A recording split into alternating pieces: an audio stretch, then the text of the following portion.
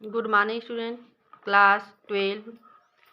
आज आप लोगों को मैं हिंदी बुक में जयशंकर प्रसाद का पढ़ाऊंगी। जयशंकर प्रसाद में आप लोगों को श्रद्धा मनु, आप लोग का आज पद्य जो है वह श्रद्धा मनु है। श्रद्धा मनु में आप लोगों को मैं इस पद्य का मैं आप लोगों को अर्थ बतलाने जा रही हूँ। आप लोग इसको देखेंगे और इसको पढ़ करके लिख करके आप लोग भेजने का भी प्रयास करेंगे। ठीक है, तो आप लोग देखिए, इसमें दिया है। कौन तुम संस्कृत जल निधि तीर तरंगों से फेंकी मणि, कर रहे निर्जन का चुपचाप प्रभा की धारा से अभिषेक। मधुर शांत और एकांत जगत का सुलझा हुआ रहस्य, एक करुणा में सुंदर मौन और चंचल मन का आलस्य। इसमें जो है श्रद्धा जो है, मनु बैठे हैं एक निर्जन स्थान पे और वहाँ श्रद्धा जो है पहुँचती है। इस पद्य में आप लोगों का है कि मनु जो है एक निर्जन मतलब सुनसान स्थान पर बैठे हुए हैं और वहाँ पर श्रद्धा जो है पहुँचती है और वह उनसे कहती है। कौन कहता है? श्रद्धा जो है मनु से कहती है कि कौन तुम, मतलब तुम कौन हो।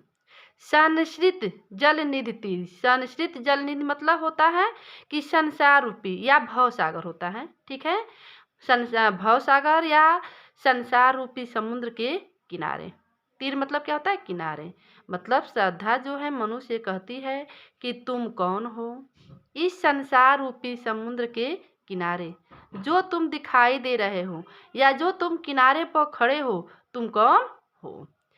तरंगों से फेंकी मणि, मतलब ऐसा लग रहा है कि जैसे लहरों ने मणियों को लाकर एक किनारे पर फेंक दिया हो।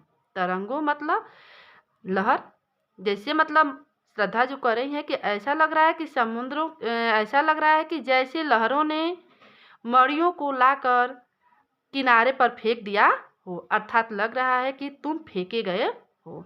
जैसे देखते हो कि समुद्र में जो लहर उठती है तो लहर में समुद्र में जो जितने भी आपका सीप होता है, हीरे जवाहरात होते हैं, जब वह लहर आता है तो वह लहर जो है बटोर करके और सभी हीरे जवाहरात को क्या कर देती है? किनारे पर कर देती है। तो यही इसमें बतलाया गया है। फिर है कि कर रहे निर्जन का चुपचाप, मतलब फिर कहती है कि इस निर्जन स्थान पर, निर्जन मतलब सुनसान, इस निर्जन स्थान पर जहाँ कोई नहीं है, इस निर्जन स्थान पर अर्थात जहाँ कोई नहीं है, इस निर्जन एकांत में चुपचाप, इसे मनु कहती, श्रद्धा कहती है कि इस निर्जन स्थान पर जहाँ कोई नहीं है, इस निर्जन एकांत में तुम चुपचाप, ठीक है, प्रभा की धारा से अभिषेक, तुम अपनी धाराओं से ही, तुम अपनी धाराओं से ही इस निर्जन का अभिषेक कर रहे हो। तुम अपनी धाराओं से क्या हो? इस निर्जन का अभिषेक कर रहे हो, अर्थात कांत की धारा से तुम निर्जन स्थान का अभिषेक कर रहे हो। इसको फिर एक बार देखेंगे हम। कौन तुम संस्कृत जल निधि तीर, मतलब मनु बैठे हैं निर्जन स्थान पर और वहाँ श्रद्धा पहुँचती है और श्रद्धा जो है मनु से कहती है कि तुम कौन हो इस संसार रूपी समुद्र के किनारे, जो तुम दिखाई दे रहे हो, मतलब जो तुम्हारी आकृति या तुम जो दिखाई दे रहे हो या तुम यहाँ पे खड़े हो, तुम कौन हो। तरंगों से फेंकी मणि, मतलब ऐसा लग रहा है, वह सोच रही है कि ऐसा लग रहा है कि जैसे लहरों ने मणियों को ला करके किनारे पर फेंक दिया हो, अर्थात तुम फेंके गए हो। जैसे समुद्र में जो है जब लहर आती है तो समुद्र में जितने भी पत्थर, हीरे जवाहरात, सीप होते हैं तो वह लहर जो है बटोर करके और उसको किनारे पर ला करके रख देती है या फेंक देती है। कर रहे निर्जन का चुपचाप, मतलब फिर कहती है कि इस निर्जन स्थान पर या जहाँ पर कोई नहीं है, इस निर्जन एकांत में चुपचाप तुम अपनी धाराओं से ही इस निर्जन का या सुनसान स्थान का अभिषेक कर रहे हो, अर्थात कांति की धारा से तुम निर्जन स्थान का अभिषेक कर रहे हो। देखिए दिया ना कि प्रभा की धारा, तो प्रभा की धारा का अर्थ क्या होता है कि कांति की धारा। संस्कृत जलनिधि मतलब बतलाई हूँ आप लोगों को, भव सागर या संसार रूपी समुद्र के किनारे। ठीक है, आगे आप लोग देखेंगे मधुर विश्रांत और एकांत। ठीक है, फिर मतलब वह महसूस करती हैं, कौन महसूस करता है? श्रद्धा। श्रद्धा जो है महसूस करती हैं कि ऐसा महसूस करते मधुर, मधुर मतलब मीठा, या तुम मतलब ऐसे मनोहर लग रहे हो, विश्रांत थके हुए लग रहे हो, एकांत मतलब चुपचाप या एकांत में। ठीक है, मैंने मनु अब महसूस करती हैं कि तुमको देखने में लग रहा है कि तुम बहुत थके हुए हो, मनोहर लग रहे हो, चुपचाप और एकांत में लग रहे हो। जगत का सुलझा हुआ रहस्य मतलब तुमको देखने के बाद यही लग रहा है कि तुम संसार के सुलझे हुए रहस्य की तरह दिख रहे हो या दिखाई दे रहे हो।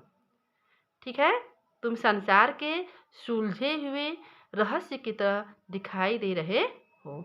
एक करुणामय सुंदर मौन, और ये जो तुम्हारी आकृति अर्थात मनु को देख रही हो, मतलब ये जो तुम आकृति या मनु को देख रही हो, उनकी आकृति या उनके मुखमंडल पर, उनके मुखमंडल पर, मुखमंडल मतलब चेहरे फेस, उनके मुखमंडल पर करुणा दिखाई दे रहा है, सुंदर मौन, और वे क्या किए हैं? एकदम शांत हो गए हैं, मतलब मौन। उनकी जो मौन आकृति है, उनके मुखमंडल पर करुणा दिखाई दे रहा है, मतलब करुणा का भाव दिखाई दे रहा है।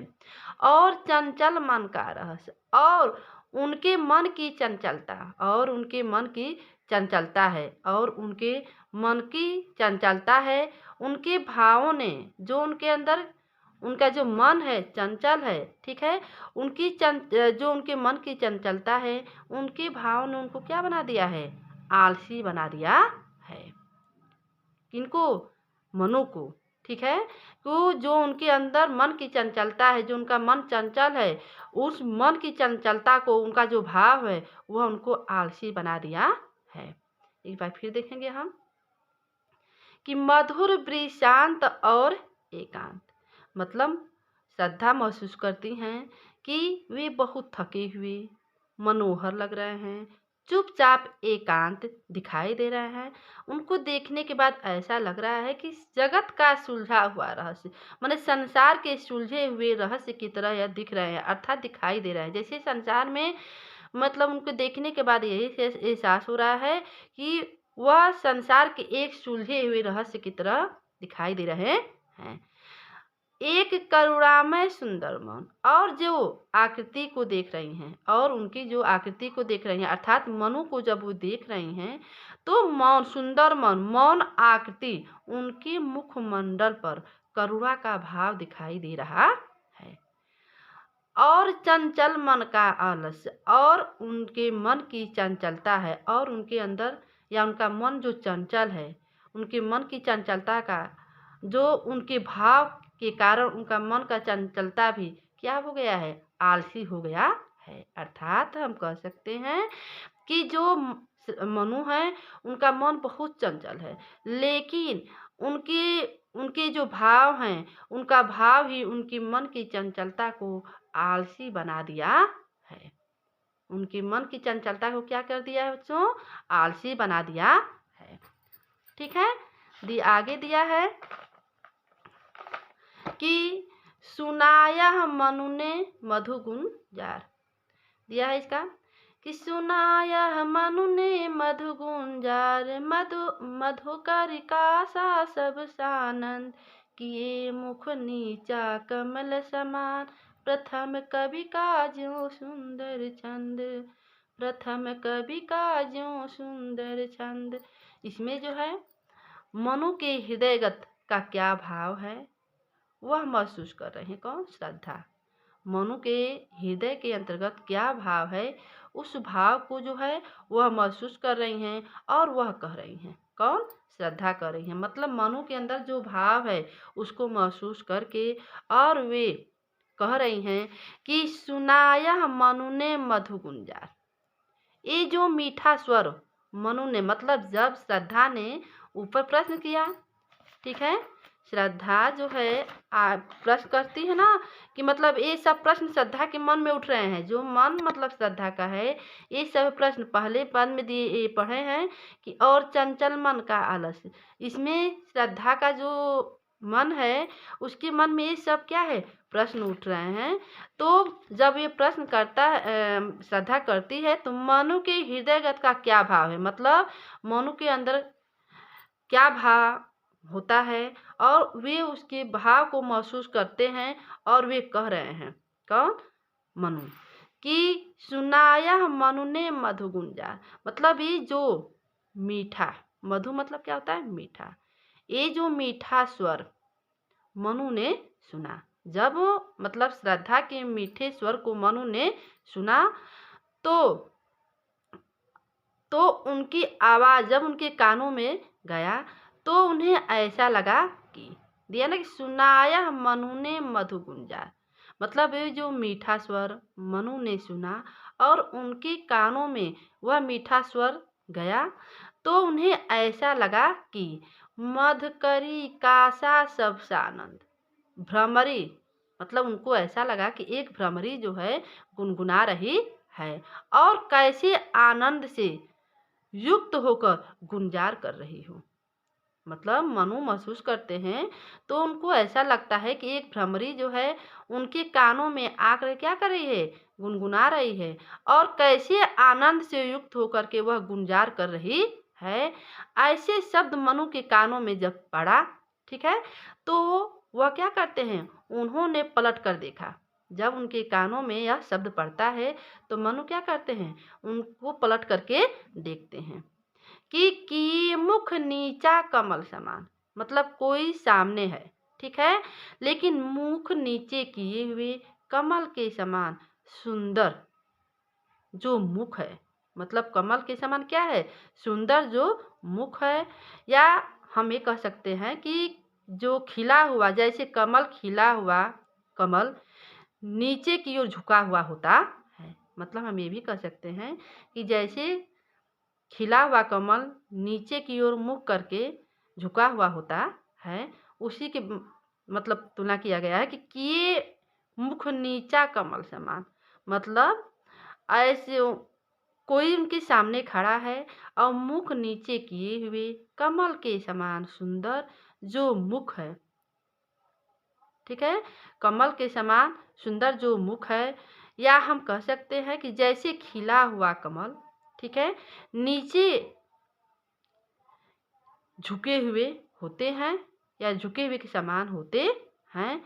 मनु ने अपनी आँखों से देखा, मैंने उस सौंदर्य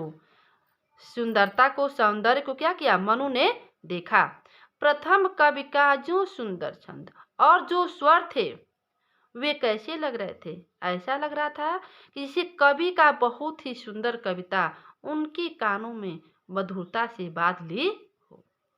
मतलब मनु ने जब आँखों से उसकी सौंदर्यता को या सुंदरता को देखा तो और जो स्वर थे, जो उनके आवाज़ थे, वे ऐसे लग रहे थे कि जैसे कवि का बहुत ही सुंदर छंद, मतलब कविता छंद, ठीक है, दोहा, कवि की बहुत ही सुंदर कविता है जो कानों में मधुरता से बांध ली हो।